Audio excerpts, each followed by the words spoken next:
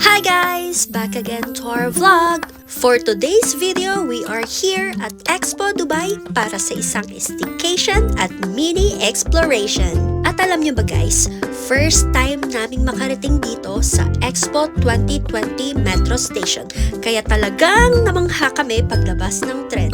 Sobrang lawak ng area, malinis, modern at ibang-ibang vibe kumpara sa ibang metro stations dito sa Dubai. Ramdam mo talaga na espesyal ang lugar na ito dahil ginawa ito para sa Expo 2020 Dubai, ang kauna-unahang World Expo na ginanap sa Middle East. Dito noon nagsama-sama ang mahigit 190 na bansa para ipakita ang kanilang kultura, innovations at mga makabagong idea para sa kinabukasan.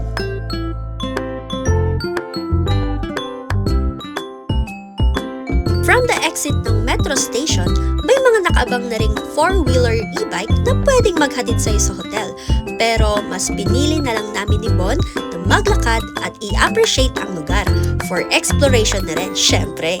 Habang papalapit kami sa hotel, sinalubong na kami ng napakaraming national flags ng iba't ibang bansa o tinatawag din itong Flag Boulevard. Pagkarating mo dito sa pinaka-center ng Expo, bubungad sa iyo ang pinaka-iconic na landmarks dito, ang napakalaking Golden Dome structure na makikita sa harap mismo ng hotel. At ito ay ang Al Wasl Plaza, ang puso ng Expo 2020. Kapag tinignan mo ito mula sa malayo, parang isang giant globe o malaking bilog na lambat na gawa sa bakal at gold-colored patterns. Ang mas nakakamangha pa rito, ang buong dome na ito ay ginagamit bilang isang 360-degree projection screen sa gabi. Pinapailawan ito ng iba't ibang colorful lights, animations, visual shows na talagang dinadayo ng mga tao. Para siyang isang higanteng kumikislap na globe sa gitna ng Expo City. Sayang lang dahil ayon sa guard, every October to April lang ang regular lighting shows.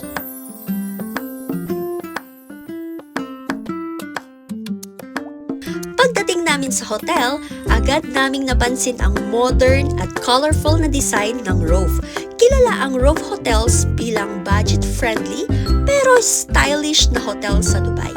Maganda ang location nito dahil sa gitna ka mismo ng Expo City at kaya maraming attractions and walking distance lang.